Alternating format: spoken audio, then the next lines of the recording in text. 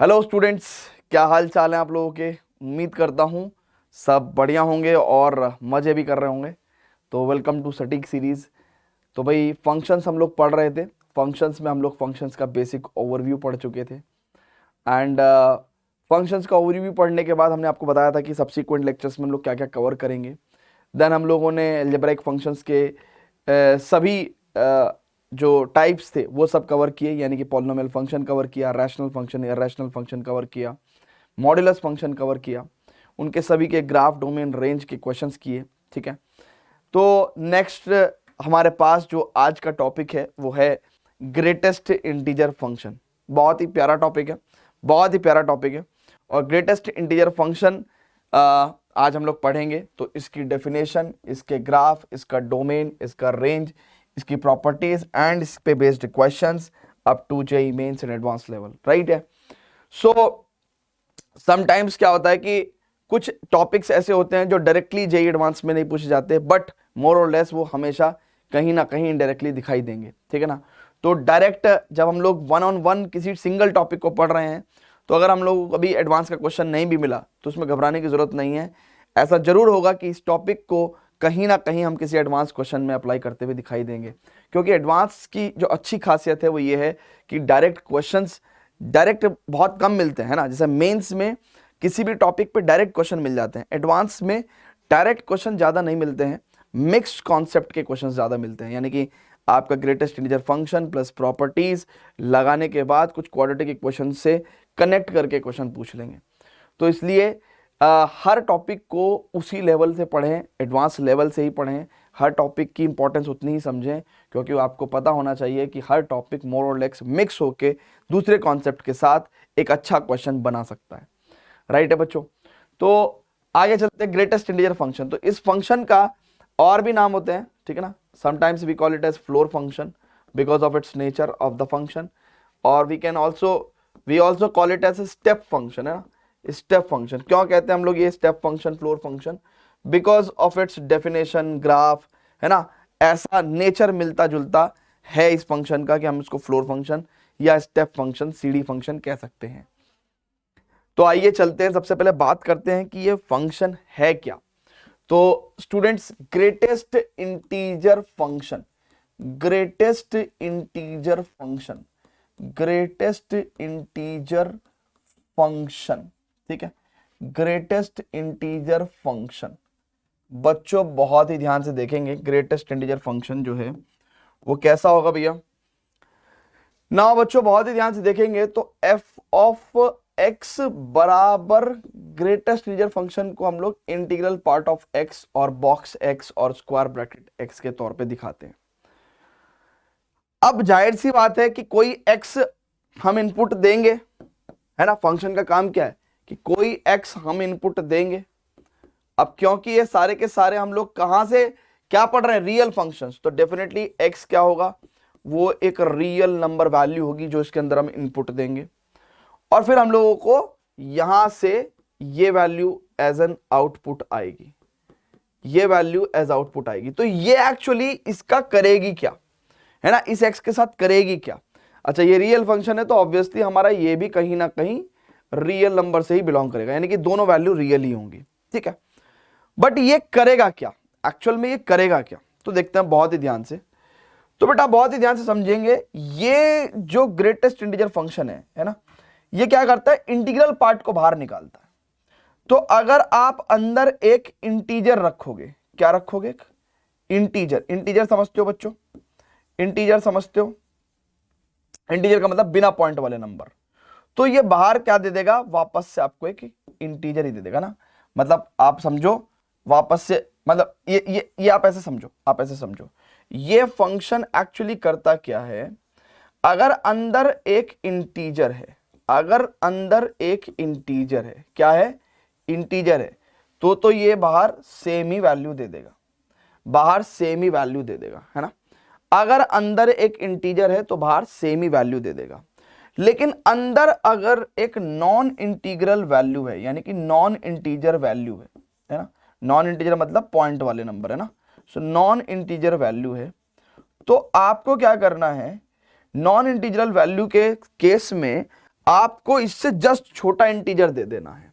तो मान लो ये नंबर लाइन है, ठीक है ना, और नंबर लाइन पे लेट से ये 0, ये 1, ये 2 है ना, इस तरीके से आपका चल रहा है काम, ठीक है भैया। तो 2.2 कहीं यहां होगा, तो 2.2 से 2.2 कहीं यहां होगा, उससे जस्ट छोटा इंटीजर कौन सा हुआ, 2 हुआ।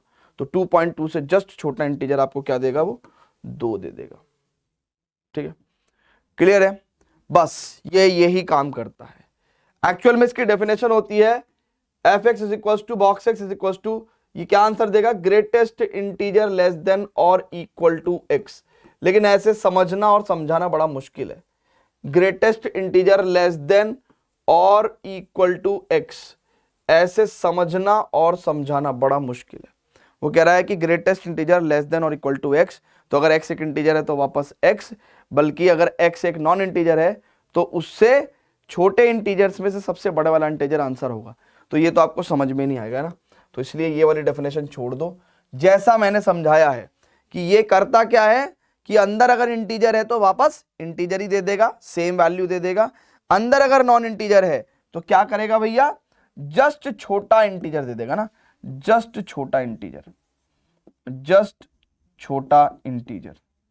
तो यहां से आप थोड़ा सा फील कर सकते हैं, यहां से आप थोड़ा सा फील कर सकते हैं। मतलब कभी अगर आपको इंटीग्रल पार्ट ऑफ लेट से 2.3 लिखना है तो 2.3 से भी जस्ट छोटा इंटीजर 2 ही होगा।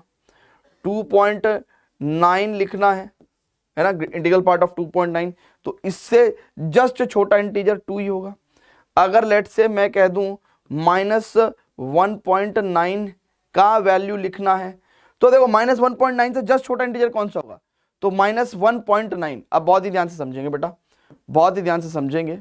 ये -1, ये -2, कहीं ना कहीं -1.9 यहां होगा। इससे जस्ट छोटा इंटीजर तो भैया माइनस का 2 ही होगा ना, तो आंसर में कितना आ जाएगा, -2। क्लियर है। तो ऐसे करके हमको इसको समझना है ना। अगर हम लोग बात करेंगे इंटीग्रल पार्ट ऑफ -1, तो आप लोग क्या बोलोगे कि भाई इंटीग्रल पार्ट ऑफ -1 क्या है भैया, इट्स -1 ही है ना। अगर अंदर एक इंटीजर है तो आंसर क्या आ जाएगा, सेम ही आ जाएगा, सेम ही आ जाएगा। अंदर अगर एक नॉन इंटीजर है, अंदर अगर एक नॉन इंटीजर है ना, अंदर अगर एक नॉन इंटीजर है तो क्या हो जाएगा, आंसर क्या आएगा, जस्ट छोटा इंटीजर, जस्ट छोटा इंटीजर, जस्ट छोटा इंटीजर। मतलब -1.5 कहीं यहां होगा, -1.5, इससे छोटा इंटीजर, इससे जस्ट छोटा इंटीजर कौन सा होगा, -2 ही होगा, ठीक है ना। तो -2, तो यानी कि आपको ये वैल्यूज लिखनी आ गई, यानी कि इनपुट डाल के आउटपुट क्या होगा इसका आपको पता चल गया है। इनपुट डाल के आउटपुट क्या होगा इसका आपको पता चल गया है। आइए ग्राफ ड्रॉ कर दें क्या, आइए ग्राफ ड्रॉ कर दें क्या भैया, ग्राफ ड्रॉ करके चलते हैं, ग्राफ ड्रॉ करके चलते हैं, ठीक है ना। एक बार ग्राफ ड्रॉ करके चलते हैं। लेट्स से ये एक्स वाई एक्सिस, ये आपका एक्स एक्सिस, ठीक है ना। ग्राफ ड्रॉ करके चलते हैं। दिस इज 0 राइट है, दिस इज 1 2 3 4 5 6 7 8, ठीक है भैया, क्लियर है क्या।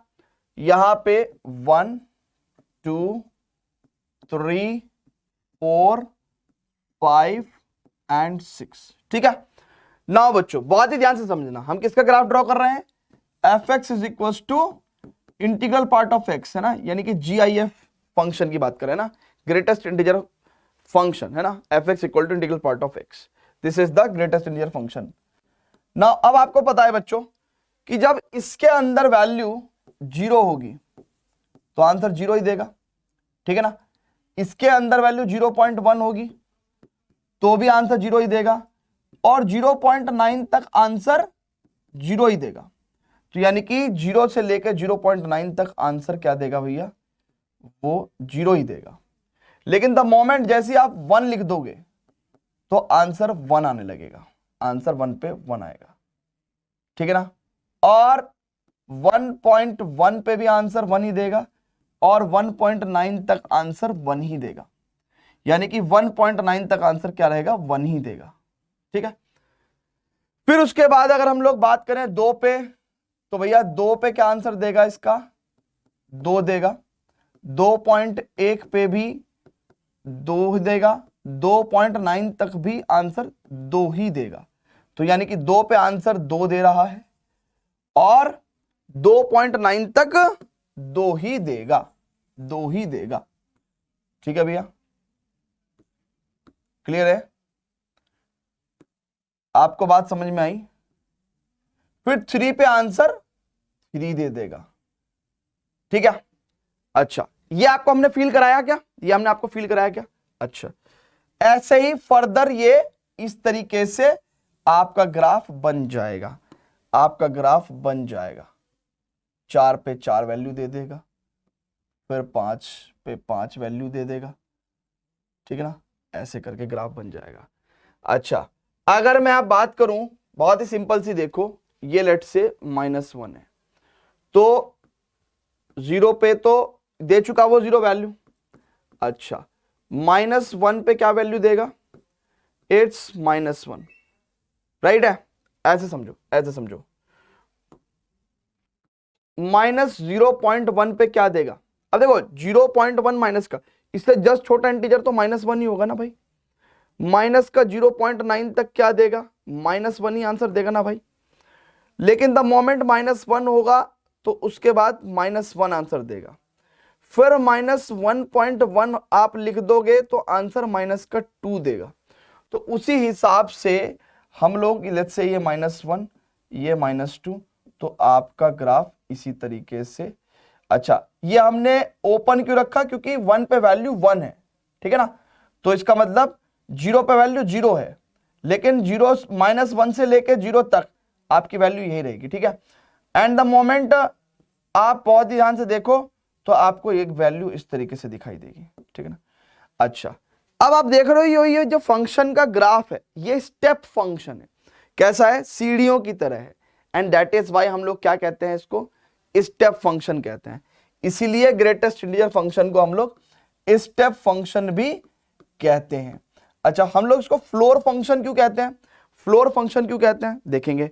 फ्लोर फंक्शन भी हम लोग इसलिए कहते हैं कि अगर आप बहुत ही ध्यान से देखो, फ्लोर फंक्शन भी हम लोग इसके फ्लोर फंक्शन भी हम लोग इसलिए कहते हैं कि भैया मान लो ये नंबर लाइन देखो, ये नंबर लाइन देखो, ये 0 है, ये 1 है, ये 2 है, ये 3 है, ये 4 है, ये -1 है, ये -2 है, ये -3 -4। अब आप देखना फ्लोर फंक्शन क्यों कहते हैं भैया, आप देखो बेटा, अगर कोई भी वैल्यू 0 से लेकर 0.9 तक है, मान लो 0.5 है, तब भी वो 0 पे आके गिरेगी। 0.9 तक है तो भी वो 0 पे आके गिरेगी, है ना, मतलब 0.7 है तो भी वो 0 पे आके गिरेगी। कहने का मतलब आप बहुत ही ध्यान से देखो, 0.5 लोगे तो भी उसकी वैल्यू 0 पे आके गिरेगी, 0.9 लोगे तो भी वो आपके 0 पे आके गिरेगी। तो इसका मतलब 0 से लेके 0.9 तक सभी वैल्यू कहां पे आके गिरेगी, जमीन पे 0 पे आके गिरेगी, है ना। तो 0 क्या हो गया उसके लिए, फ्लोर हो गया। 0 क्या हो गया उसके लिए, फ्लोर हो गया, है ना। सिमिलरली 3 से लेकर 3.9 तक जितनी भी वैल्यू होंगी वो सब वापस कहां के गिरेंगी, 3 पे आके गिरेंगी। तो 3 से लेकर 3.9 तक सारी की सारी वैल्यूज कहां पे गिरेंगी, 3 पे ही आके गिरेंगी। तो 3 क्या हो गया उसके लिए, एक फ्लोर हो गया। तो इसलिए हम लोग समटाइम्स इसको फ्लोर फंक्शन भी कह देते हैं ना, इसलिए हम लोग समटाइम्स इसको फ्लोर फंक्शन भी कह देते हैं। खैर, तो अल्टीमेटली हमने इसका ग्राफ बना लिया बच्चों, अल्टीमेटली हमने इसका ग्राफ बना लिया बच्चों।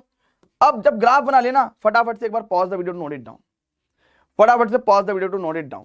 चलो जी स्टूडेंट्स, अब जब आपने नोट कर लिया, ठीक है, अब जो असली मुद्दा है उसको हम लोग लिख के रखते हैं।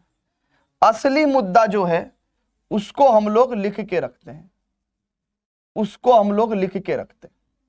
एक्चुअल में ये अब हमारे पास क्या हो गया भैया, ये अब हमारे पास क्या हो गया भैया, ये हमारे पास ग्रेटेस्ट इंटीजर फंक्शन का ग्राफ हो गया।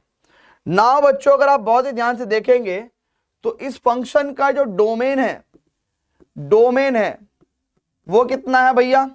देखो अगर आप इनकी एक्स एक्सिस पर प्रोजेक्शन ले लो तो सारे रियल नंबर्स, भैया x की वैल्यू तो कोई भी रियल नंबर डाल सकते हैं ना हम लोग, ठीक है ना, आंसर ही तो खाली इंटीजर्स आ रहे हैं, तो इसका मतलब डोमेन तो क्या है भैया, ऑल रियल नंबर्स। लेकिन अगर रेंज की बात करेंगे तो अगर आप बहुत ही ध्यान से देखोगे तो रेंज में सिर्फ हमको इंटीजर्स मिल रहे हैं, है ना। अगर आप देखो तो नॉन इंटीजर्स वैल्यू नहीं मिल रही है, नॉन इंटीजर्स वैल्यू नहीं मिल रही है, सिर्फ इंटीजर्स मिल रहे हैं 1 2 3 4 5 6 -1 -2। तो यानी कि ग्रेटेस्ट इंटीजर फंक्शन में हम लोगों के पास जो रेंज है, रेंज क्या होती है भैया, set of integers, set of integers. Z से भी डिनोट कर देते हैं, कई बार आई से भी डिनोट कर देते हैं ना, कई बार आई से भी डिनोट कर देते हैं। तो ग्रेटेस्ट इंटीजर फंक्शन, उसका ग्राफ, उसकी डोमेन, उसकी रेंज तो क्लियर हो गई। अब ग्रेटेस्ट इंटीजर फंक्शन को आप लोग नोट कर लेंगे। अब हम लोग यहां पे कुछ प्रॉपर्टीज बोल दो या ऑब्जर्वेशन बोल दो, प्रॉपर्टीज बोल दो या हमने कुछ ऑब्जर्वेशन। अच्छा, प्रॉपर्टीज और ऑब्जर्वेशन से पहले भी मैं ग्रेटेस्ट इंटीजर फंक्शन को डिफाइन करना चाहता हूं, है ना। मैं इसकी जनरल डेफिनेशन यानी कि इसकी piece wise, greatest integer function की पीस वाइज डेफिनेशन लिखना चाहता हूं, पीस वाइज डेफिनेशन लिखना चाहता हूं, मतलब टुकड़ों में क्या डेफिनेशन होगी इसकी। तो देखो पीस वाइज डेफिनेशन क्या होगी भैया, है ना, प्रॉपर्टीज तो बाद में लिखवाएंगे। अगर आप बहुत ही ध्यान से देखो तो यहां पे सिंपली हम लोग क्या कह रहे हैं भाई, हम लोग कह रहे हैं कि भाई इसका आंसर 0 होगा जब x की वैल्यू ग्रेटर देन और equal to 0 and less than 1 है। जब x की value greater than equal to 1 less than 2 है तो इसका आंसर 1 होगा। जब x की value greater than equal to 2 है लेस देन 3 है तो इसका आंसर 2 होगा।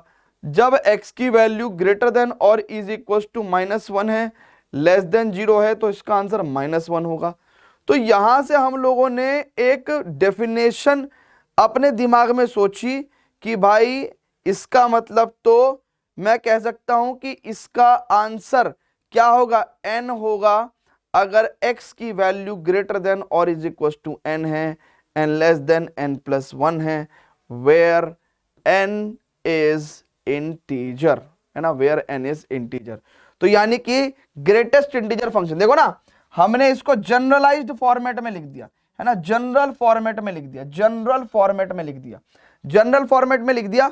अब इसका मतलब भाई एक फाइनल डेफिनेशन लिख सकते हैं, चाहे तो हम लोग इसको हटा के भी लिख सकते हैं ना, हम लोग इसको हटा के भी लिख सकते हैं कि देखो भाई अब फाइनली ग्रेटेस्ट इंटीजर फंक्शन को अगर आप डिफाइन करना चाहें तो आई वुड से कि इट विल बी n, है ना, it will be equal to n where x की वैल्यू n से n+1 से बिलोंग करेगी वेयर n इज इंटीजर। तो it's a generalized piece wise definition of the function. Clear है भाई, क्लियर है क्या, क्लियर है, दैट्स वेरी ग्रेट, ठीक है, क्लियर है क्या, इट्स ओके। नाउ अब बच्चों बहुत ही ध्यान से देखेंगे, अब हम लोग क्या करेंगे भैया, हम लोग क्या करेंगे भैया, हम लोग बात करेंगे अब properties of greatest integer function पे। तो बहुत सारी प्रॉपर्टीज हैं, है ना, बहुत सारी प्रॉपर्टीज हैं, वो मैं यहीं पे लिखना शुरू कर दूं क्या, बहुत सारी प्रॉपर्टीज हैं यहीं पे लिखना शुरू कर देता हूं, properties of greatest integer function, and उसके बाद हम लोग छोटे छोटे से क्वेश्चंस करेंगे। तो properties of greatest integer function, भैया जी पहली प्रॉपर्टी वो कहता है कि भैया, अच्छा ये डिफरेंट डिफरेंट ऑब्जर्वेशन है, इसी फॉर्मूले की डिफरेंट डिफरेंट ऑब्जर्वेशन है। वो कहता है कि भैया अगर ग्रेटेस्ट यानी कि integral part of x is equal to I am saying n, then it implies x की वैल्यू विल बिलोंग्स टू, है ना, देन आई वुड से कि x की value will be greater than equal to n and less than n+1। This is one of the property, this is one of the property. ये तो यही वाली बात लिख दी जो ऊपर लिखी हमने, चेक करो। बट इस प्रॉपर्टी का आप इस्तेमाल कहां करोगे भाई, इस प्रॉपर्टी का आप इस्तेमाल क्या करोगे भाई, देखो जी दिखाता हूं आपको। फॉर एग्जाम्पल अगर कभी आपको दे रखा है कि integral part of x is equal to 2, तो इट इंप्लाइज क्या होगा कि भैया x की वैल्यू ग्रेटर देन और इक्वल टू 2 होगी एंड लेस देन 3 होगी। तो क्या इस पे बेस्ड कुछ क्वेश्चंस कर लें, क्या इस प्रॉपर्टी पे बेस्ड कुछ क्वेश्चन कर लें भैया? तो फटाफट से जितनी जानकारी मैंने अभी तक आपको दी है, please pause the video to note it down and let's just proceed with a question, ठीक है ना, विद अ क्वेश्चन। चलो जी स्टूडेंट्स, तो हम लोग जरा एक क्वेश्चन ले लेते हैं। ये क्वेश्चन ले सकते हैं हम लोग वैसे, बट मैं कुछ बहुत ही बेसिक क्वेश्चन लेना चाहता हूं, है ना। मैं बहुत ही कुछ बेसिक क्वेश्चन लेना चाहता हूं, है ना। डायरेक्ट उन क्वेश्चंस को लेने से पहले मैं आपको अपनी तरफ से कुछ क्वेश्चंस देता हूं। लेट से अगर मैं कह रहा हूं कि भाई दिस इज इक्वल टू 5, तो फाइंड, है ना, मतलब मैं कह रहा हूं सिंपल, मैं ये कह रहा हूं कि भैया ये इक्वेशन सॉल्व कर दो, solve great integral part of x is equal to 5, इसको सॉल्व करो। फिर मैं एक काम करता हूं, फिर मैं एक क्वेश्चन देता हूं, मैं, और मैं कहता हूं modulus integral part of x is equal to let say 5, ठीक है ना, ये भी सॉल्व करना है आपको। फिर मैं एक क्वेश्चन देता हूं, it is what we can say integral part of x square minus का 4x integral part of x plus 3, ठीक है ना, प्लस 3, ठीक है, दिस इज इक्वल टू 0, ठीक है, इसको सॉल्व करना है भाई। तो अब फटाफट से वीडियो को पॉज करके सभी लोग इसको सॉल्व करने की कोशिश करेंगे। चलो जी स्टूडेंट्स, तो जिनसे नहीं हो पा रहा है वो मेरे साथ देखेंगे।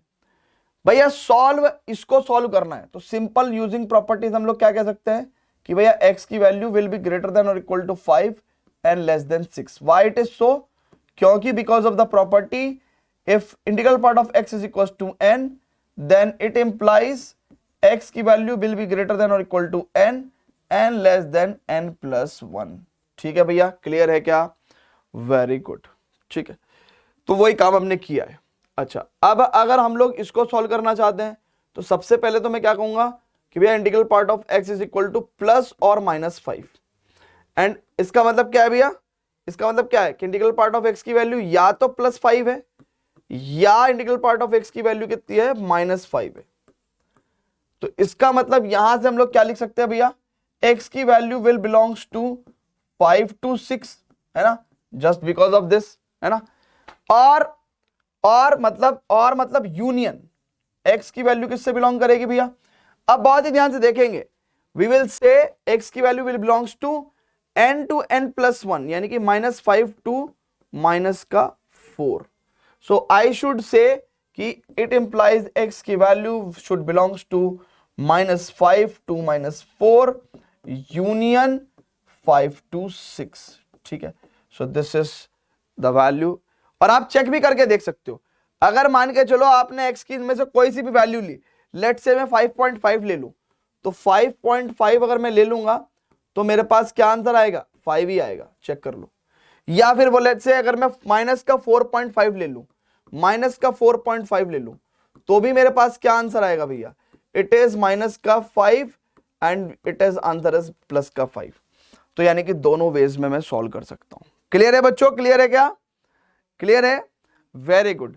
अब अगर एक क्वाड्रेटिक इक्वेशन हमको सॉल्व करने को बोला है, तो हम लोग क्या बोलेंगे भैया कि this square minus 3 integral part of x minus integral part of x plus 3, it is equal to what we can write here, यहां पे कॉमन ले लेंगे तो integral part of x minus का 3 minus 1 integral part of x minus का 3, ठीक है मेरे भाई, इट इज इक्वल टू 0।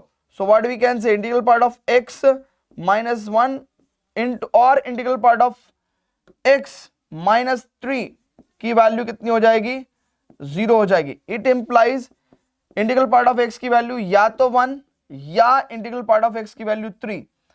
तो यानी कि इसका मतलब क्या हो गया? इट इंप्लाइज x की वैल्यू विल बिलोंग्स टू 1 से 2 तक, है ना, क्लोज इंटरवल 1 से 2 तक, या यूनियन x की वैल्यू 3 से ओपन इंटरवल 4 तक। तो यानी कि फाइनल आंसर क्या आ जाएगा भैया? इट विल बी x की value will belongs to 1 to 2 union 3 to 4। Clear है बच्चों? क्लियर है क्या? दैट्स ग्रेट, ठीक है, क्लियर है भाई।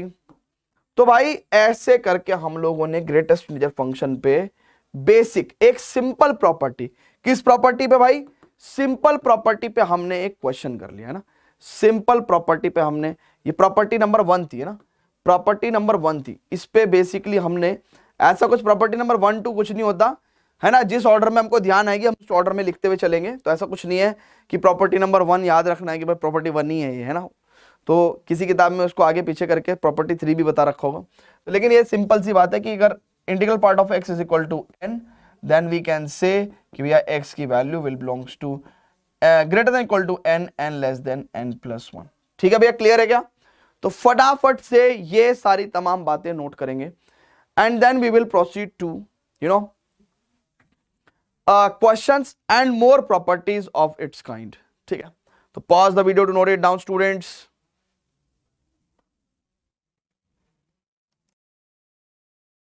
चलो जी स्टूडेंट्स, तो अब बढ़ते हैं आगे की तरफ, ठीक है ना। तो पहले कुछ क्वेश्चंस कर लेते हैं ना, उसके बाद प्रॉपर्टीज पढ़ेंगे ना। तो लेट्स टेक दिस क्वेश्चन, है ना, ये क्वेश्चन लेंगे ना, वीडियो को पॉज करके सभी लोग सॉल्व करने की कोशिश करेंगे। तो बहुत ही सिंपल है यार, है ना, बहुत ही सिंपल है। देखो fx बराबर cos integral part of pi square x plus cos integral part of minus pi square x, है ना। सो सिंपल है, बहुत ही सिंपल। अगर हम लोग पाई का वैल्यू जानते हैं ना, पाई इज नथिंग बट 3.14, अगर हम लोग पाई स्क्वायर का वैल्यू निकाल लें तो हमारा काम बन जाएगा।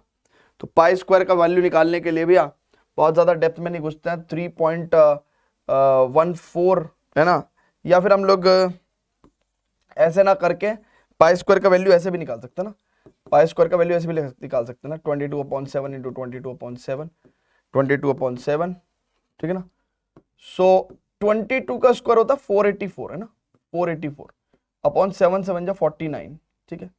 सो आप भी देख पा रहे होंगे कि यार ये वैल्यू जो भी है तो लेस देन 1 ही, है तो लेस देन 1 ही, पाई स्क्वायर का जो भी वैल्यू है तो लेस देन 1 ही है ना, समझ पा रहे हो भैया? सॉरी, लेस देन 1 नहीं, आई शुड से बिटवीन, मतलब I should say close to 10, है ना, 10 से 9 के बीच की बात है ना, 10 से 9 के बीच की बात है ना, यही आइडिया हमको चाहिए, 9 से 10 के बीच की बात है। तो 9 से 10 के बीच की बात है, तो यानी कि मैं कह देता हूं फॉर एग्जांपल 9 पॉइंट समथिंग जो भी है, ठीक है, x, ठीक है भैया। अच्छा, प्लस कॉस यहां पे -9 पॉइंट समथिंग x, fx, तो बेटा ये कितना हो जाएगा, fx इज इक्वल टू, यहां पे तो cos 9x हो जाएगा, यहां पे तो cos 9x हो जाएगा। अच्छा, plus what I can say -9 point something, तो ऑब्वियसली -9 पॉइंट समथिंग से जस्ट छोटा इंटीजर कितना होगा, माइनस का 10, तो cos माइनस का 10x, है ना, माइनस का 10 इंटू x, तो it will be cos 9x, और cos minus theta is plus cos theta, है ना, तो प्लस cos का 10x। So this is our fx value.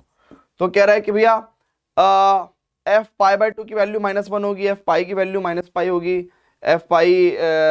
f minus pi की वैल्यू कितनी होगी, f π/4 की वैल्यू कितनी होगी। तो डिफरेंट वैल्यूज रख के देखनी पड़ेगी। तो सबसे पहले तो f π/2 रख के देखते हैं। तो cos 9 π/2 प्लस cos 10 π/2, cos 10 π/2, तो क्या ये वैल्यू -1 हो जाएगी? चेक करना पड़ेगा, चेक करना पड़ेगा। देखो भैया बहुत ही सिंपल है, बल्कि इसको हम लोग ऐसे लिख सकते हैं, हम लोग लिख सकते हैं cos, इसको लिख सकते हैं हम लोग 4π प्लस π/2, ठीक है ना, 4π प्लस π/2, और ये लिखना पड़ेगा हमको इसको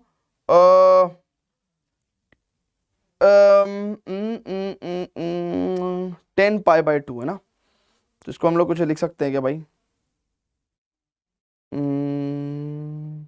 इसको तो सिंपल 5π लिख सकते हैं ना, 5π cos 5π। अब देखो ये पाई, 2π, 3π, 4π, 5π, तो cos 180 पे तो वैल्यू इसकी -1 तो होती ही होती है, ठीक है ना, ये तो -1। अच्छा, cos 4π प्लस π/2, ये cos π/2 हो जाएगा, तो it is what we can say cos pi by 2 की वैल्यू 0 और -1, तो यानी कि आंसर तो -1 आ गया। ठीक है भैया, क्लियर है क्या? तो इसका मतलब ये तो भैया हमारे पास करेक्ट आंसर आ गया है ना, ए इज द करेक्ट आंसर। इसके अलावा हम लोग, मुझे नहीं पता कि भाई मुझे नहीं पता इसके बारे में कि क्या इसके अंदर मल्टीपल करेक्ट आंसर्स भी हो सकते हैं क्या, तो मुझे मल्टीपल करेक्ट आंसर्स भी चेक करने चाहिए। ठीक है, मल्टीपल करेक्ट आंसर्स भी चेक करने चाहिए। तो जैसे फॉर एग्जांपल अगर मैं बी पार्ट चेक करूं, ठीक है ना, सो एफ पाई की वैल्यू कितनी हो जाएगी, एफ पाई की वैल्यू कितनी हो जाएगी, cos 9 पाई और प्लस cos 10 पाई। ठीक है ना, तो भाई cos 9 पाई की अगर मैं बात करूं तो ऑब्वियसली देखो 2 पाई 4 पाई 8 पाई ये सब तो यही आ जाएगा। अब और 10 पाई, तो cos 10 पाई की वैल्यू तो भैया cos 0 की वैल्यू होगी +1 और cos 9 पाई है ना उसकी वैल्यू हो जाएगी -1, तो -1 + 1 0, तो यानी कि ये ऑप्शन इनकरेक्ट है, ये ऑप्शन इनकरेक्ट है। सिमिलरली अगर आप f माइनस पाई की वैल्यू भी निकालोगे तो cos माइनस थीटा और प्लस cos थीटा ही होता है ना, cos minus theta plus cos theta ही होता है, तो वहां पे भी अगर आप वैल्यू देखोगे तो f माइनस पाई पे भी वैल्यू कितनी आ जाएगी, 0 आ जाएगी, तो यानी कि ये ऑप्शन भी गलत है। Now finally D option we need to check, D option we need to check, तो डी ऑप्शन हम लोग चेक कर सकते हैं। डी ऑप्शन चेक करेंगे तो एफ एक्स बराबर है ना एफ पाई बाय 4 की वैल्यू निकालना चाहते हैं ना हम लोग, एफ पाई बाय 4 की वैल्यू, तो cos 9 pi by 4 plus cos 10 pi by 4। ठीक है ना, तो भैया आप ध्यान से देखेंगे तो यहां से हम लोग एक चीज और भी देख सकते हैं। देखो एक बार में ना 8 पाई बाय 4 खत्म हो जाते हैं, ठीक है ना, एक बार में मतलब एक राउंड में 8 पाई बाय 4 है ना, 2 pi by 4 2 pi by 4 2 pi by 4 2 pi by 4, तो बेसिकली ये cos पाई बाय 4 हो जाएगा। ठीक है, ठीक है ना, 9 पाई बाय 4, और इसको देखोगे तो ये बेसिकली क्या हो जाएगा, 8 पाई बाय 4 तो यहां पे खत्म हुए, 9 पाई बाय 4 10 पाई बाय 4, तो इसका मतलब this is cos pi by 2 है ना, ये cos पाई बाय 2 के इक्विवेलेंट हो जाएगा। तो this value is 0 and this value is 1/√2 and कहीं से भी आंसर ये नहीं है, तो इसलिए ये वाला आंसर भी गलत। सो this is the only correct option. Clear है बच्चों? तो हमको कुछ भी नहीं दिया हुआ था कि ए बी सी डी क्या करेक्ट है, तो हमने इसलिए चारों के चारों ही चेक कर लिए। क्लियर है? तो वेरी ब्यूटीफुल क्वेश्चन है, बहुत ही इजी क्वेश्चन है। आगे चलें क्या? आगे चलें, चलो जी, तो आगे चलते हैं। Let's proceed to the second question.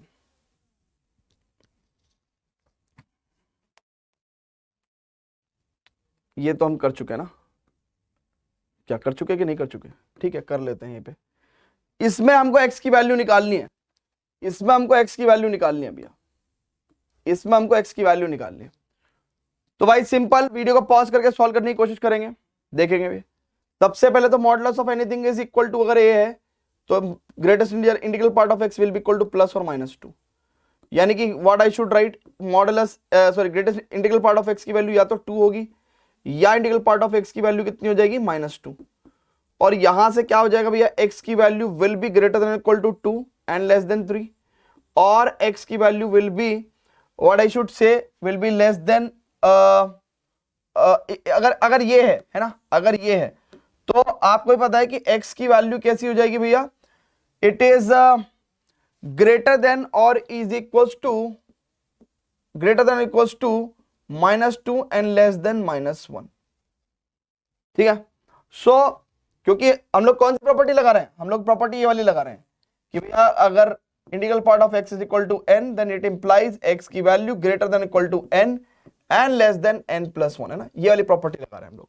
Where n is the integer, where n is the integer, है ना, जहां पे n क्या है भैया, इंटीजर है। ठीक है, यही प्रॉपर्टी लगाई हम लोगों ने। ठीक है, नाउ बच्चों हम लोग क्या कह सकते हैं कि भैया x की value will belongs to 2 to 3 और वी कैन से -2 to -1। सो छोटे से बड़े की तरफ को लिखना चाहिए, तो -2 to -1 यूनियन 2 to 3। ठीक है, so this is how we can answer the question. थोड़ा नेगेटिव वाले में प्रॉब्लम हो जाती है ना, थोड़ा नेगेटिव वाले में प्रॉब्लम हो जाती है ना कभी भी, अगर तो आप ये ध्यान रखा करो, अगर -2 है -1 है और ग्रेटेस्ट इंटीजर वैल्यू की वैल्यू इसकी इंटीग्रल पार्ट ऑफ x की वैल्यू अगर -2 है, तो ऑब्वियसली आपको पता है कि भाई यार नंबर कहां से कहां तक होगा, यहां से लेके यहां तक ही होगा, ठीक है ना। तो -2 से -1 के बीच में ही होगा, क्योंकि अगर -1 हो जाएगा तो आंसर -1 आ जाएगा। सो -2 से -1, ठीक है ना, ऐसे करके बताना है। क्लियर है बच्चों, क्लियर है क्या? चलो, तो ये तो बहुत ही बेसिक प्रॉपर्टी का क्वेश्चन था, है ना। आगे चलते हैं, आगे चलते हैं। ओके, तो यहां पे अगेन बिल्कुल वैसे क्वेश्चन की तरह जैसे हमने पीछे किया था, उसकी तरह हमारे पास क्या है, एक क्वाड्रेटिक इक्वेशन है, इसको हमें सॉल्व करना है।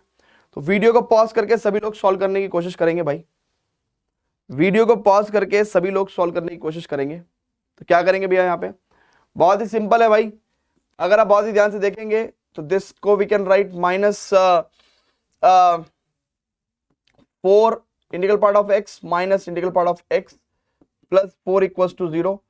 सो we can write it as this -4, है ना।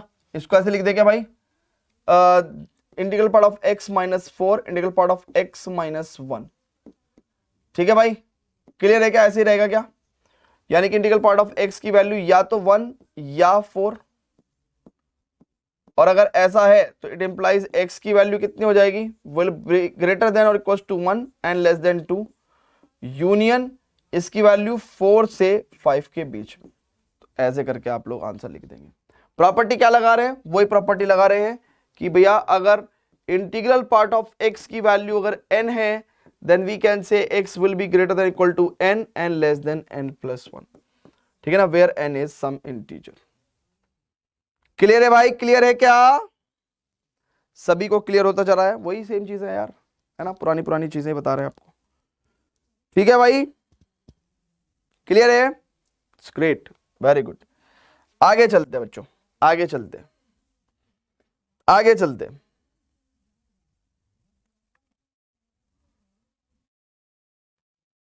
अब बच्चों बहुत ही ध्यान से समझेंगे, बहुत ही ध्यान से समझेंगे, बहुत ही ध्यान से समझेंगे। एक क्वेश्चन और है हमारे पास, बट इसको करने के लिए आपको घोड़े खोलने पड़ जाएंगे है ना, आपको घोड़े खोलने पड़ जाएंगे। कैसे करोगे आप इसको सॉल्व, एक बहुत ही प्यारी प्रॉपर्टी लिखवाता हूं आपको, है ना। तो चलो आओ थोड़ी सी प्रॉपर्टीज और लिख लेते हैं ना, थोड़ी सी प्रॉपर्टीज और लिख लेते हैं। मैं आपको संपूर्ण प्रॉपर्टीज, देखो एक प्रॉपर्टी तो मैंने आपको लिखवाई दी थी भैया, एक प्रॉपर्टी तो मैंने ये लिखवाई दी थी आपको, देखो ना, एक प्रॉपर्टी तो मैंने आपको यही लिखवा दी थी ना, ये। तो मैं आपको संपूर्ण प्रॉपर्टीज यहां लिखवा देता हूं। मैं आपको लिखवाऊंगा टोटल 10 प्रॉपर्टीज। कितनी प्रॉपर्टीज भैया, 10 प्रॉपर्टीज लिखवाऊंगा, है ना, properties of greatest integer function, ठीक है ना। लेकिन मैं आपको इसको 4-4 के ग्रुप में लिखवाऊंगा ना, 4-4 के ग्रुप में, नहीं 4-4 के ग्रुप में नहीं, एक्चुअली मैं आपको इसको 3 ग्रुपिंग में लिखवाता हूं ना, 3 ग्रुपिंग में लिखवाता हूं। पहले ग्रुपिंग में पहली प्रॉपर्टी तो मैं आपको लिखवा चुका था कि अगर ग्रेटेस्ट इंटीजर फंक्शन की value, integral part of x की वैल्यू अगर n है, तो इट इंप्लाइज x की value will be greater than equal to n and less than n plus 1। चलो जी, तो दूसरी प्रॉपर्टी और लिखवाता हूं भैया। भैया ध्यान रखना, कभी भी जिंदगी में ध्यान रखना, इंटीग्रल पार्ट ऑफ x की वैल्यू हमेशा लेस देन और इक्वल टू x होगी। ये इनइक्वालिटीज कभी कभार काम आ जाएंगी, और इनइक्वालिटीज को आप फील भी कर सकते हो ना, इनइक्वालिटीज को आप फील भी कर सकते हो। तो इंटीग्रल पार्ट ऑफ x की वैल्यू हमेशा लेस देन और इक्वल टू x रहेगी एंड ग्रेटर देन किसके रहेगी, x माइनस 1 के। तीसरी प्रॉपर्टी लिखवाता हूं, x की वैल्यू जिंदगी में हमेशा इंटीग्रल पार्ट ऑफ, है ना, x की वैल्यू, इनको आप फील भी कर सकते हो, x कोई भी रियल नंबर है, इसकी value greater than equal to इसके इंटीग्रल पार्ट से and less than integral part of x plus 1 से, ठीक है ना। आप यहां पे दुनिया में कोई भी रियल नंबर डाल के चेक कर सकते हो और इन प्रॉपर्टीज को वैलिडेट भी कर सकते हो, इन प्रॉपर्टी को वैलिडेट भी कर सकते हो, कोई भी रियल नंबर x डाल के देख लो, ठीक है ना। क्या लगा सर कैसे याद करेंगे भाई, अभी 10-20% अभी याद कर लेंगे, जब क्वेश्चन में अप्लाई करेंगे अपने आप याद हो जाएगी, ठीक है नहीं, क्लियर है क्या, है ना। तो क्वेश्चन में जब इस्तेमाल करते हुए दिखाई देंगी तो और अच्छी लगेंगी, ठीक है। आप दुनिया को कोई भी रियल नंबर डाल के देख लो, कोई भी रियल नंबर डाल के देख लो, ये इनइक्वालिटीज हमेशा सेटिस्फाई करेंगे ना। अच्छा, कुछ इक्वालिटीज भी लिखवा देता हूं आपको। अगर आपके पास दुनिया में कोई भी रियल नंबर x है, प्लस इसका इंटीग्रल, इसमें कुछ इंटीजर आपने ऐड कर रखा है। तो अगर आप इसका इंटीग्रल पार्ट की बात करेंगे तो this will, you can write it as like this. आप इसको ऐसे लिख सकते हैं, आप इसको ऐसे लिख सकते हैं। फॉर एग्जांपल के तौर पे अगर आपके पास लेट से x प्लस 5 है तो आप इसको ऐसे लिख सकते हैं, या आपके पास लेट से x माइनस 5 है, इसका इंटीग्रल पार्ट की बात कर रहे हैं तो आप इसको ऐसे लिख सकते हैं। यानी कि इंटीग्रल पार्ट को आप अलग निकाल सकते हैं भैया, क्योंकि इसका क्या इंटीजर, इसका क्या इंटीग्रल वैल्यू लोगे, इसको तो अलग ही लिख दोगे, है ना। तो this is valid for any real number x। अच्छा, कुछ और प्रॉपर्टी लिखवाऊं क्या आपको, एक प्रॉपर्टी और लिखवाता हूं आपको कि अगर आप x प्लस वाई, और x और y क्या है, दोनों इंटीजर हैं, तो आप इनको अलग अलग करके लिख सकते हो। where x and y are both integers, ठीक है ना, आप इनको दोनों को अलग करके लिख सकते हो, ठीक है। अच्छा, एक प्रॉपर्टी और लिखवाता हूं आपको, कभी भी integral part of x plus integral part of minus x, ये आपको क्या आंसर देगा, 0 आंसर देगा। कब, अगर x एक इंटीजर है ना। इंटीजर को हम लोग z से डिनोट करते हैं ना, कई बार i से भी डिनोट कर देते हैं, कई बार i से भी डिनोट कर देते हैं ना। मैं क्या कह रहा हूं, z is what, z is the set of integers. कुछ टीचर्स i से भी डिनोट कर देते हैं, i से सेट ऑफ इंटीजर्स को। तो घबराना मत, ना कंफ्यूज होना। तो अगर आपका x एक इंटीजर है, ठीक है, तो क्या हो जाएगा, integral part of x plus integral part of minus x की वैल्यू 0, और integral part of x plus integral part of minus x की वैल्यू -1 हो जाएगी कि if x is non integer. इसका जीता जागता उदाहरण देता हूं एक। अगर आपको लिखना है लेट से इंटीग्रल पार्ट ऑफ 2 और इंटीग्रल पार्ट ऑफ -2, इसका आंसर 0 होगा। लेकिन integral part of 2.3 plus integral part of -2.3, इसका आंसर हमेशा -1 आएगा, ठीक है ना। आप करके भी देख सकते हो। देखो यहां से 2 आएगा, यहां से -3 आएगा, तो डेफिनेटली -1 आएगा आंसर, ठीक है। क्लियर है, ओके। तो ये हमने आपको 3 प्रॉपर्टीज और लिखवा दी। और प्रॉपर्टी लिखवा दूं क्या, खत्म करूंगा राड़ा। चलो, तो 3 पार्ट में हमने आपको लिखवाया। अच्छा, ये कुछ इंपॉर्टेंट इनइक्वलिटीज हैं, बेसिकली इनका नेचर एक ही है। Integral part of x greater than equal to n होगा तो क्या होगा, integral part of x greater than n होगा तो x की वैल्यू क्या होगी, integral part of x less than और इक्वल टू n होगा तो क्या होगा x की value, integral part of x की वैल्यू लेस देन n होगी तो x की वैल्यू क्या होगी। ये सब 4 प्रॉपर्टीज हैं, है ना, ये बेसिकली एक ही जैसी है। चलो, तो अब इन चारों इनइक्वलिटीज को लिखते हैं। तो इनका मतलब क्या क्या है, मतलब ये इनइक्वलिटीज क्या इंप्लाई करती हैं, x की वैल्यूज क्या क्या दे देंगी। तो if integral part of x is greater than equal to n where n is integer, तो इसका मतलब x की वैल्यू क्या होना पड़ेगा भैया, ग्रेटर देन और इज इक्वल टू n हो जाएगा। ये सब इनइक्वलिटीज आपको बड़ी मदद करेंगे डोमेन रेंज के क्वेश्चंस में, है ना, और काफी सारे क्वेश्चंस में x की वैल्यू को इंप्लाई करने में। तो फॉर एग्जांपल अगर कहीं पे आपको ये इनइक्वलिटी सॉल्व करनी है कि इंटीग्रल पार्ट ऑफ x की value greater than equal to 2 है, तो आप बोलोगे भैया x की वैल्यू भी ग्रेटर देन इक्वल टू 2 है, ठीक है ना, इट इंप्लाइज सिंपल, है ना। और यू कैन से x की value will belongs to 2 to infinity, है ना, ऐसे बोल सकते हो आप।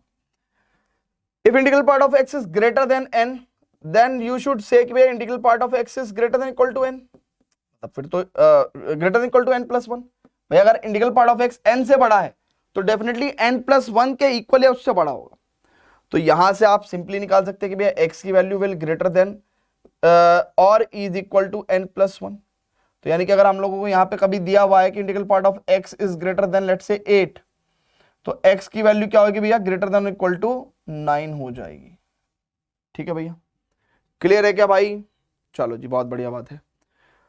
अब इंटीग्रल पार्ट ऑफ x की वैल्यू अगर कभी less than equal to n दी हुई है, तो इसका मतलब x की value will be less than n plus 1। जैसे फॉर एग्जांपल के तौर पे अगर बात करें तो इंटीग्रल पार्ट ऑफ x अगर लेट से कभी आपको 5 दिया हुआ है ना, लेस देन और इक्वल टू 5, तो भैया x की वैल्यू तो लेस देन 6 तक जा सकती है ना भाई, 5.5 भी लोगे तो भी तो ये इनइक्वालिटी सेटिस्फाई हो जाएगी। तो यानी कि ये आप आंसर दोगे। If integral part of x is less than n, तो सिंपल x की वैल्यू लेस देन n, है ना। तो ये आप फिल भी कर सकते हो। Integral part of x is less then let's say 7, तो x की वैल्यू भी आपको 7 से छोटी ही लेनी पड़ेगी, ठीक है भैया। क्लियर है क्या, क्लियर है भैया? तो ये अब ये तमाम प्रॉपर्टीज आपको जो मैंने लिखवाई हैं, है ना, 10 प्रॉपर्टीज, ठीक है ना, ये अभी आपको समझ में आ गई है ना, ये बहुत बड़ी बात है ना, सिर्फ समझ में आनी चाहिए, ये समझ में आनी चाहिए, याद हुई कि नहीं हुई दैट्स अनदर क्वेश्चन, ये सिर्फ समझ में आनी चाहिए। 10-20% याद हो गई तो ठीक है, फिर जब हम क्वेश्चन में इन प्रॉपर्टीज को अप्लाई करेंगे तब हमको इनका असली मैथ समझ में आएगा कि हाँ अरे ये प्रॉपर्टी तो यहां पे इस्तेमाल होती हुई दिखाई दे रही थी, है ना। तो अभी तो ये 10-20% भी अगर आपको याद हो गई then that is more than enough, है ना। Then we will apply in the questions these properties, we will be, है ना, able to grab all those properties while applying questions, ठीक है। चलो जी स्टूडेंट्स, तो फटाफट से प्रॉपर्टीज आप नोट कर लेंगे and let's proceed to the questions.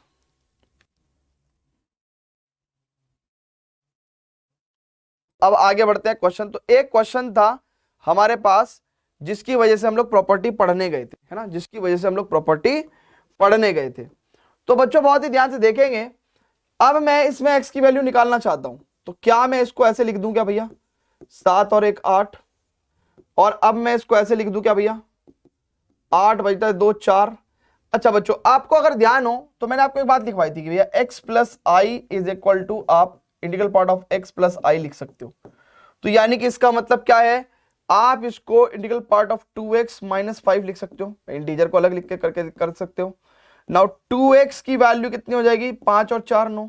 अब हमने आपको एक बात बताई थी कि भैया अगर इंटीग्रल पार्ट ऑफ x की वैल्यू अगर n हो तो x की वैल्यू ग्रेटर देन और equal to n less than n plus 1 होती है, ये प्रॉपर्टी लिखवाई थी। यानी कि 2x की वैल्यू ग्रेटर देन और equal to 9 and less than 10 हो जाएगी, यानी कि x की value greater than equal to 9/2 less than 10/2 5।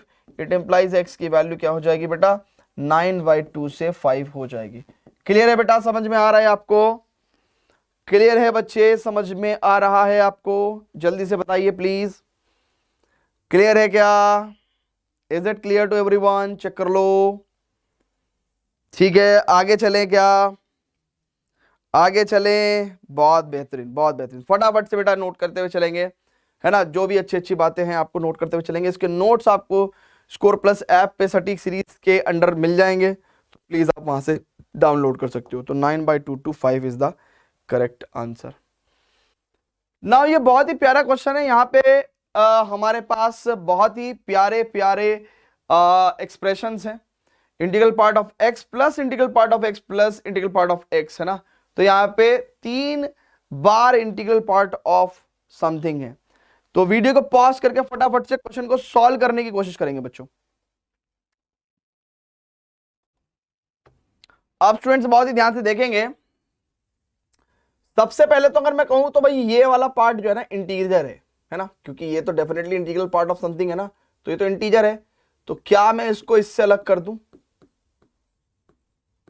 ऐसे।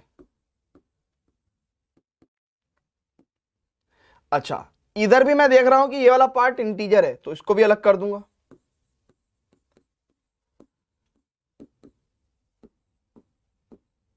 ठीक है भैया, कौन सी प्रॉपर्टी लगा रहे हैं, x plus integer is equal to integral part of x plus integer, ठीक है ना। तो ये इंटीजर था, इसको बाहर निकाल दिया, फिर उसके अंदर ये भी इंटीजर था, उसको भी बाहर निकाल दिया। अब ये क्या हुआ भैया, ये तो 3 integral part of x 9, so integral part of x की वैल्यू कितनी हो जाएगी भैया 3। इट इंप्लाइज x की वैल्यू कितनी हो जाएगी, ग्रेटर देन और is equal to, greater than और is equal to 3 and less than 4। So x की value will belongs to 3 to 4। Check कर लो, चेक कर लो। तो एक ये प्रॉपर्टी इस्तेमाल करी हम लोगों ने, एक हमने ये वाली प्रॉपर्टी इस्तेमाल करी कि भाई इंटीग्रल पार्ट ऑफ x की वैल्यू अगर n है तो x की वैल्यू कितनी हो जाएगी, ग्रेटर देन और is equal to n and less than n plus 1। Clear है भाई, क्लियर है क्या? ठीक है आगे चले क्या, आगे चले क्या, आगे चले भैया, बहुत बढ़िया। अब आगे चलते हैं, आगे चलते हैं बेटा। 6th क्वेश्चन देखते हैं ना। 6th क्वेश्चन भी बहुत ही प्यारा क्वेश्चन है, वीडियो को पॉज करके फटाफट से सॉल्व करने की कोशिश करेंगे। देखते भैया क्या है इसके अंदर। कहता है भैया y is equal to twice of integral part of x plus 3 and y is equal to 3 integral part of x minus 2 plus 5. Then find the value of integral part of x plus y. इसकी value बतानी है हमें, है ना, इसकी value हमें बतानी है। अब बच्चों बहुत ही ध्यान से समझेंगे तो देखो, बहुत ही ध्यान से देखेंगे, ये फर्स्ट इक्वेशन है, सेकंड इक्वेशन को मैं थोड़ा सा सॉल्व कर रहा हूं ना। सो y इक्वल टू, इसको मैं लिख सकता हूं भैया integral part of x minus 2, यानी कि y is equal to 3 into integral part of x minus 3 दूनी 6 प्लस 5, यानी कि माइनस 6 प्लस 5 यानी कि माइनस का 1। दिस इज देखो ना बेटा, बहुत ध्यान से देखेंगे, यानी कि इसका मतलब y is equal to 3 integral part of x minus का 1। इसको इक्वेशन नंबर 2 कह दूं मैं। अब बच्चों बहुत ही ध्यान से देखेंगे, y अगर मेरे को सॉल्व करना है तो मैं y और y की वैल्यू इक्वल रख दूंगा। तो from first and second twice of integral part of x plus 3 is equal to thrice of integral part of x minus 1। So this is integral part of x is equal to 3 और 1 4। It implies x की value will be greater than equal to 4 less than 5। ठीक है ना, greater than equal to 4 and less than equal to 5। ठीक है ना।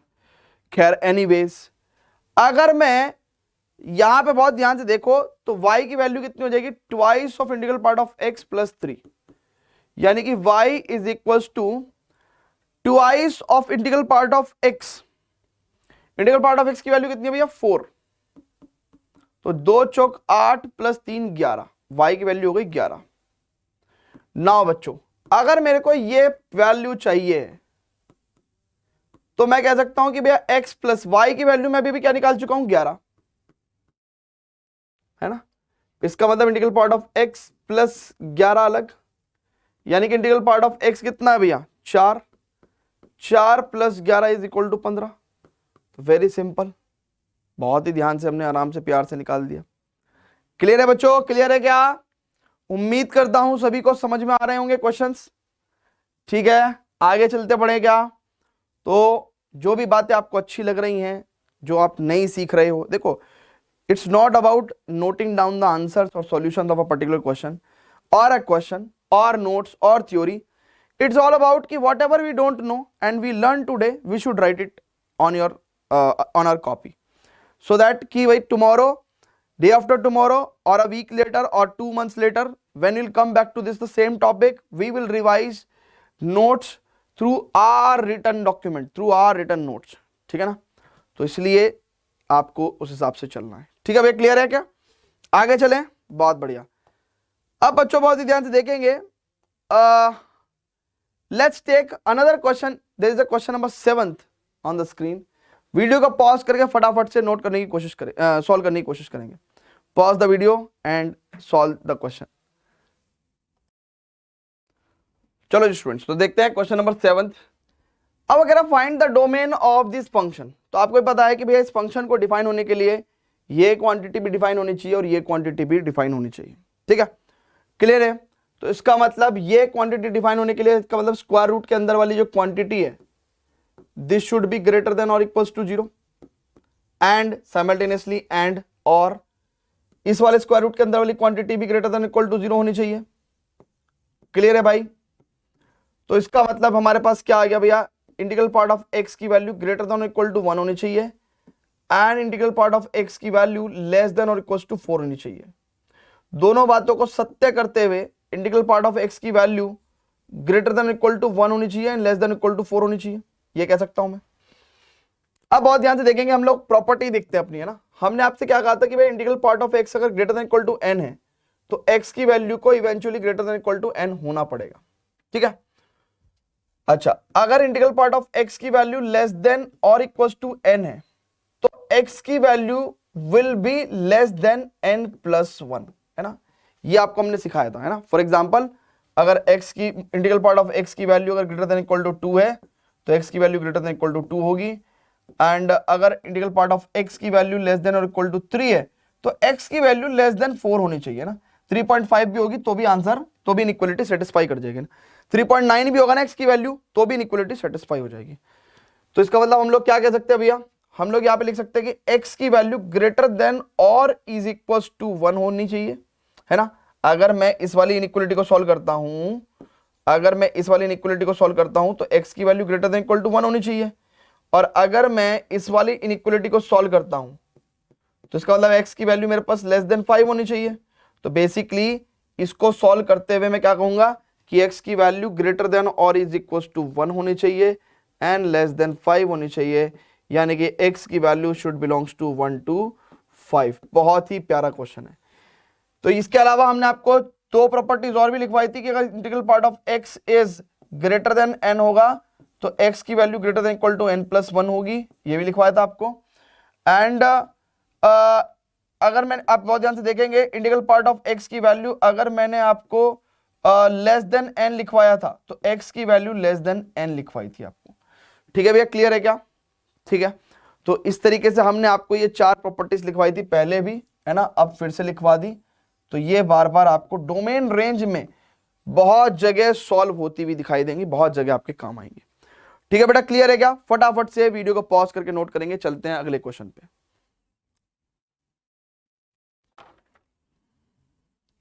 Pause the video, note it down.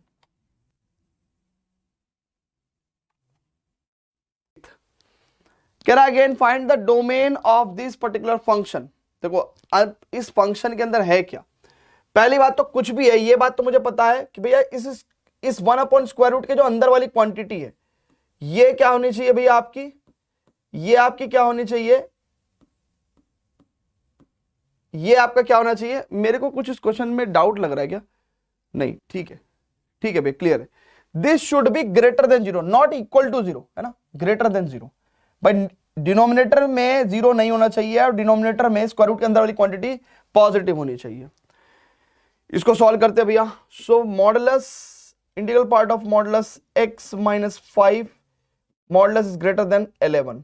अब देखो हमने आपको एक बात बताई थी, अगर modulus x is greater than a है देन x की value will belongs to negative infinity to minus a union a to infinity. ठीक है ना, यही बताया था भैया आपको। तो यहां पे भी क्या हो जाएगा, इसका मतलब integral part of modulus x minus 5 की वैल्यू कितनी होगी भैया, it will be greater than negative infinity less than 11।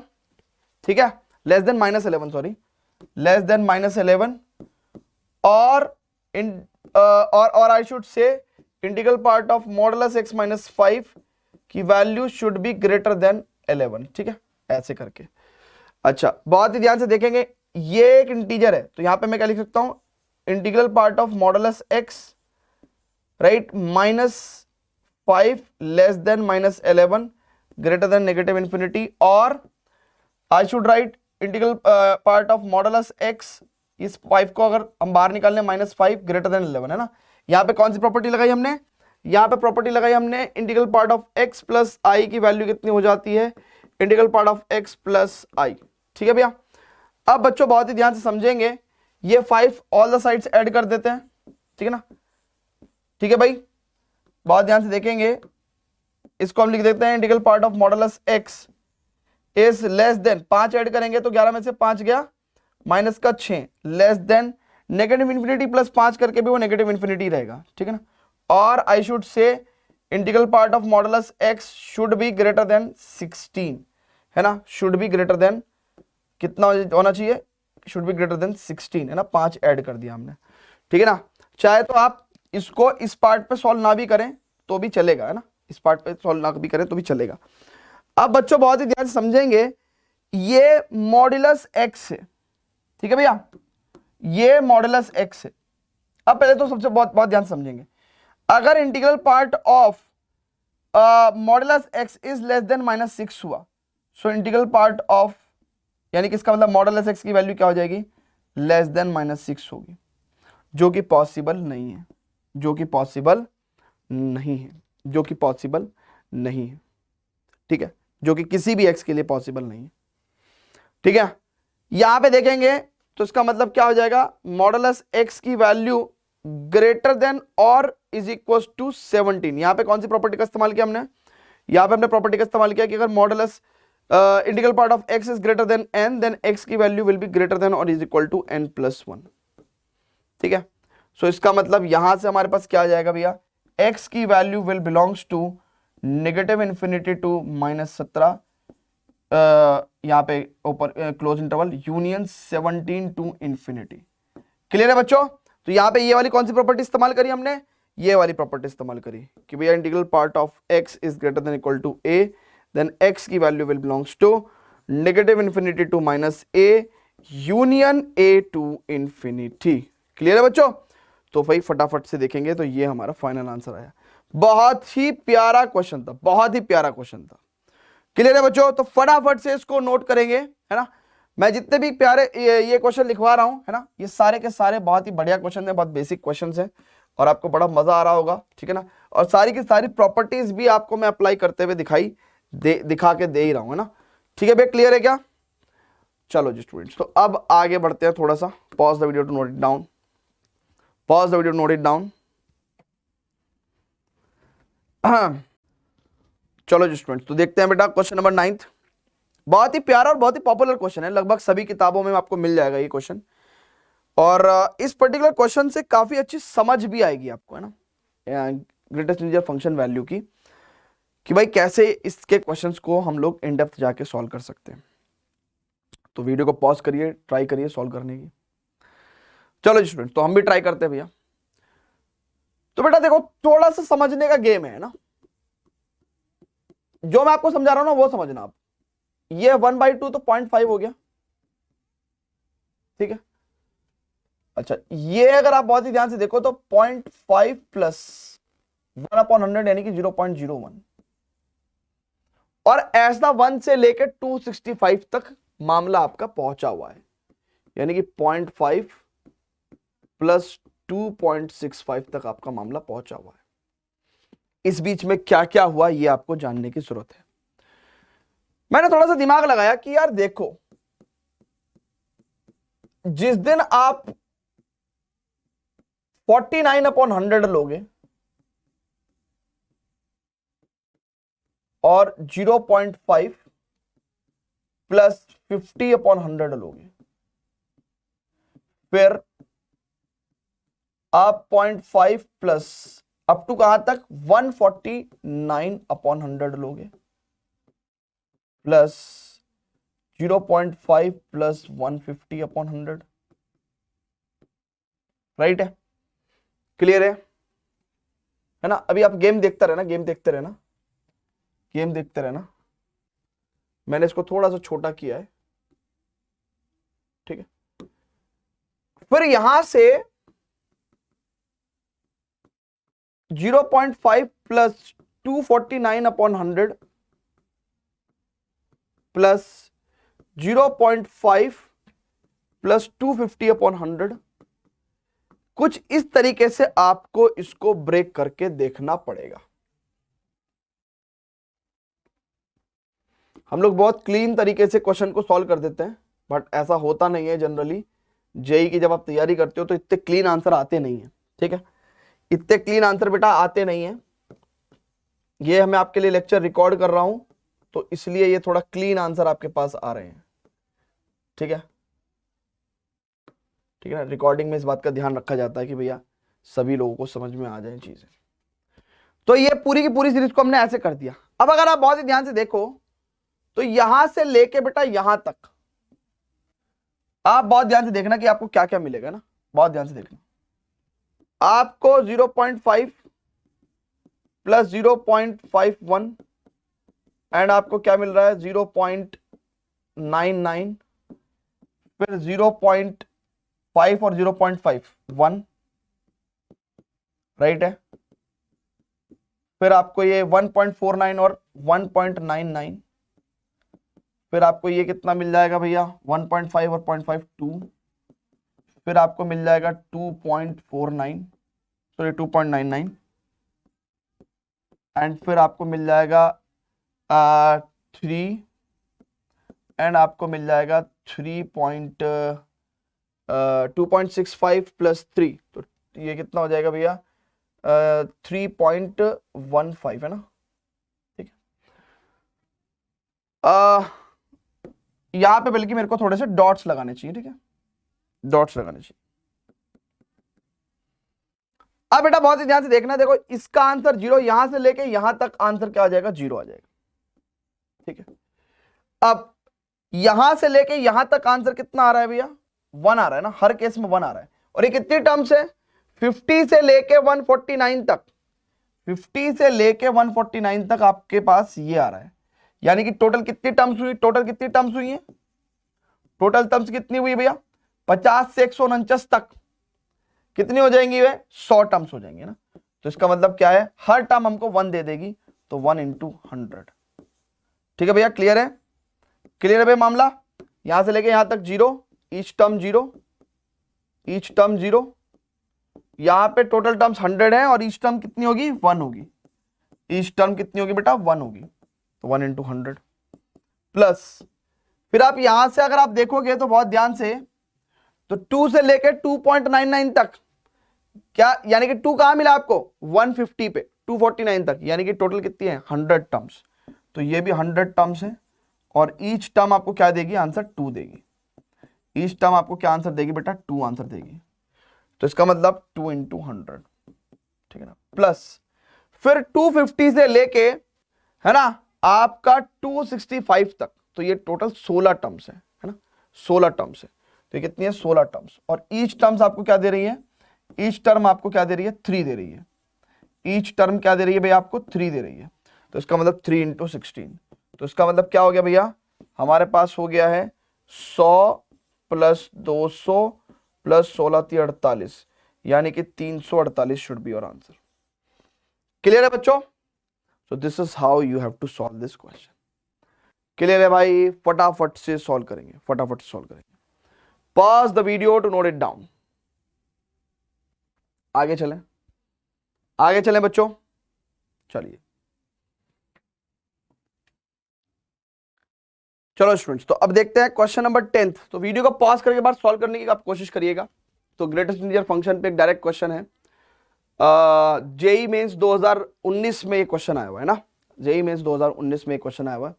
तो कैसे करेंगे बेटा, बहुत ही ध्यान से देखेंगे, बिल्कुल जैसे पिछला क्वेश्चन हमने किया ना, उसी तर्ज पे है ये, है ना। तो अगर आप बहुत ही ध्यान से देखेंगे तो यहां पे आप सोचो, पहली जो टर्म है वो आपको -0.33 करके आपको कुछ मिलेगी, ठीक है। फिर आपको जो दूसरी टर्म है वो -0.33 एंड माइनस लेट से 0.01, ठीक है, ऐसे आप करके देख लो। एंड अब इस पे फर्क कब पड़ेगा, है ना, फर्क कब पड़ेगा, ये 1 से लेके 99 तक जाएगा, 1 से लेके 99 तक जाएगा। तो बेटा जिस दिन आप बहुत ही ध्यान से देखो, -0.33 माइनस, इसको 1 बनाने के लिए आपको जो फर्स्ट नंबर चाहिए, यानी कि 67 चाहिए होगा ना, 67 चाहिए होगा, ठीक है भाई, क्लियर है क्या, 67 चाहिए होगा। एंड अगर मैं 66 ले लूं तो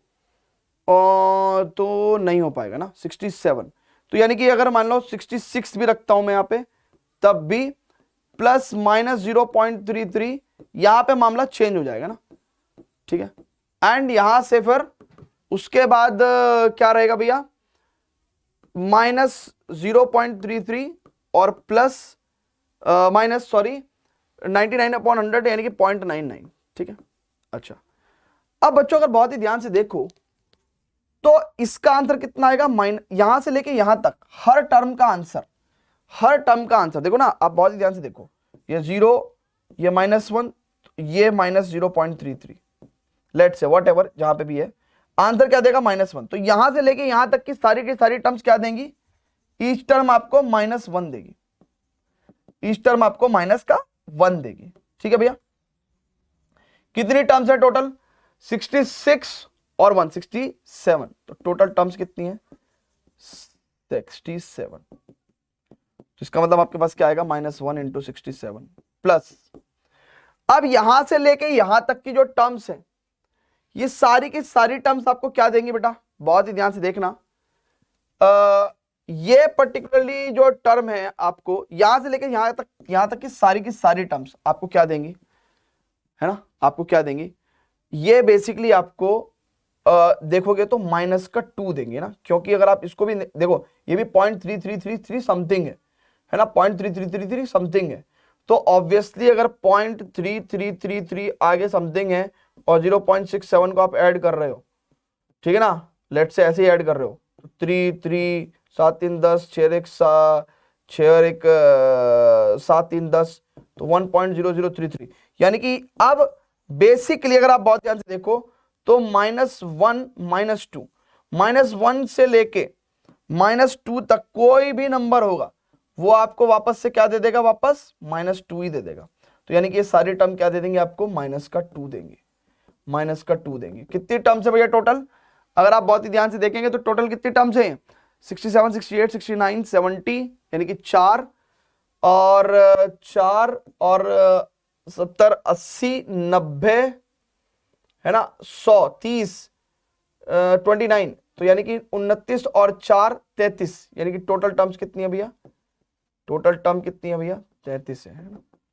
सो 33 माइनस का 2 into 33, so it means what we will get -67 minus 2 3 6 2 3 6, तो 7 6 13 का 3 का हासिल को 1 6 1 7 और 6 13, तो माइनस का 133, सो माइनस का 133 इज अवर आंसर। क्लियर है बच्चों, तो बहुत ही आसान क्वेश्चन पूछा था आपका जेई मेंस 2019 में, जो कि अगर आपको सिंपल ग्रेटेस्ट इंटीजर फंक्शन की डेफिनेशन भी पता है तो आप आराम से कर सकते हैं। Pause the video, note it down and let's proceed to the next question बच्चों, ठीक है, बहुत बढ़िया, बहुत बढ़िया।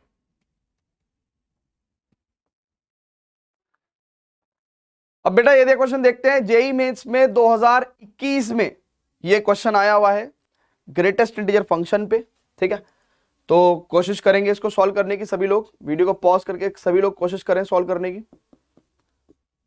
तो देखते हैं क्या है भैया, देखो सबसे पहले तो इस क्वेश्चन को, ये सीरीज दे रखी है ना, तो सीरीज को डिकोड करेंगे, तो n की वैल्यू क्या है भैया, 8 से लेके आपकी कहां तक जाएगी, 100 तक जाएगी, है ना, 100 तक जाएगी, तो -1 की पावर 9 इंटू 9/2 एंड -1 की power 10 into 10/2 and up to कहां तक जाएगी भैया, ये इट इज -1 की पावर 100 इंटू 100/2, ठीक है भाई। तो ये कितना हो जाएगा भैया, ये हो जाएगा 4 इंटीग्रल पार्ट ऑफ 4, ये हो जाएगा प्लस इंटीग्रल पार्ट ऑफ -4.5, ठीक है, प्लस इंटीग्रल पार्ट ऑफ 5, ठीक है। अच्छा, और अगर आप इसका नेक्स्ट वर्जन देखें तो ये 11/2 यानी कि -5.5, ठीक है, ऐसे करके कहानी चल रही है, ठीक है।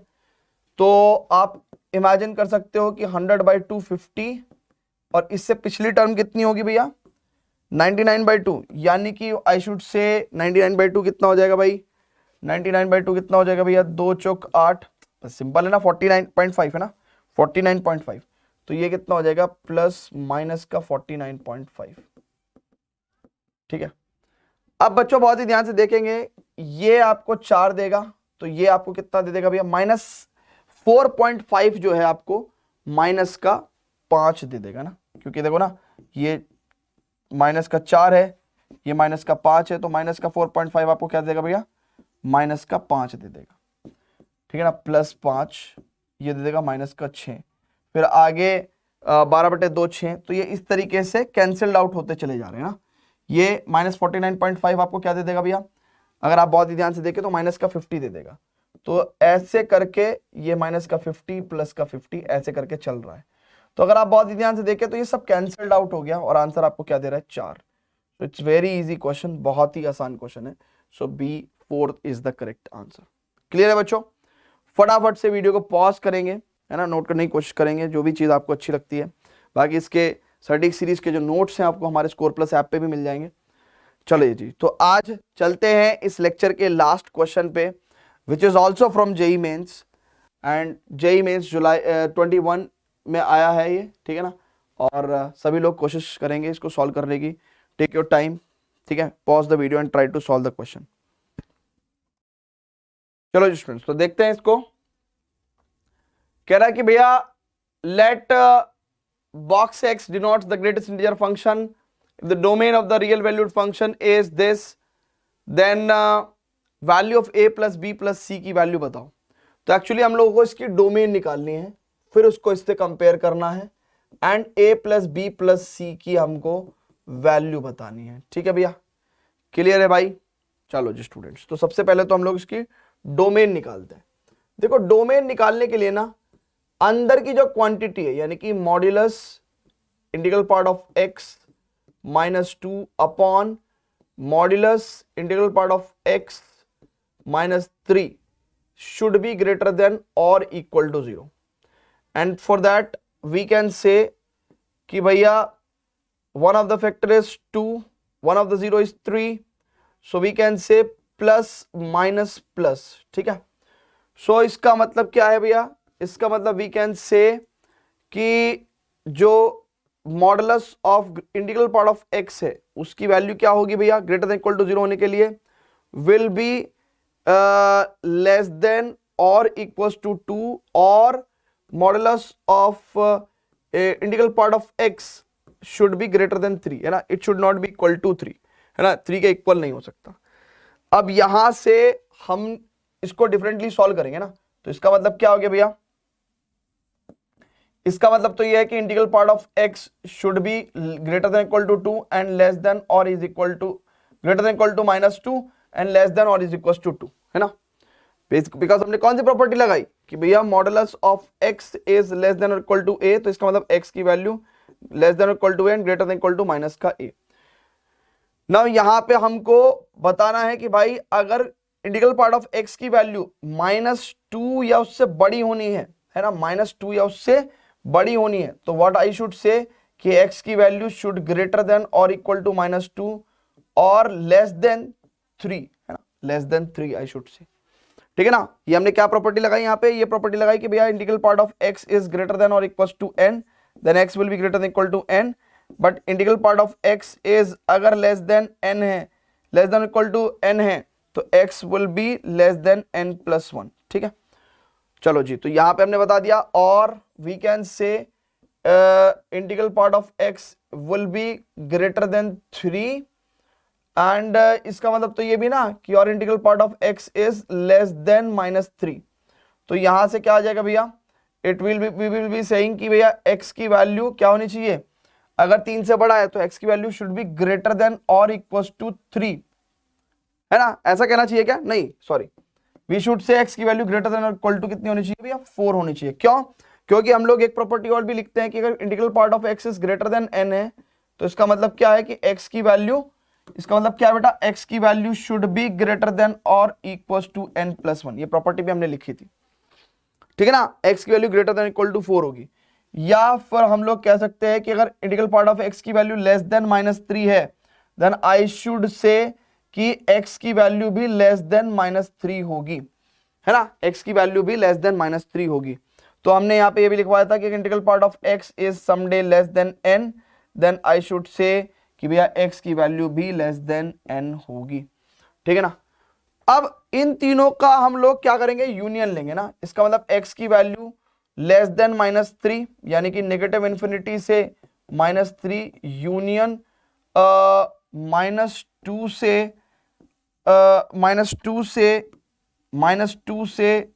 3, ठीक है ना, यूनियन 4 से इंफिनिटी। सो देखो इसको हम लोग किससे कंपेयर कर रहे हैं? इससे।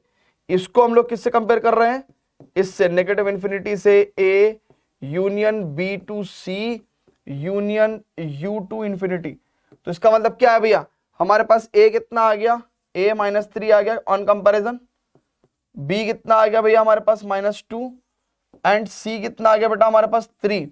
और अगर हमको a plus b plus c की वैल्यू निकालनी है तो -2 आ जाएगा। a plus b plus c की वैल्यू निकालनी है तो बेटा कितना आ जाएगा हमारे पास? -2 आ जाएगा। सो this is how easy it was.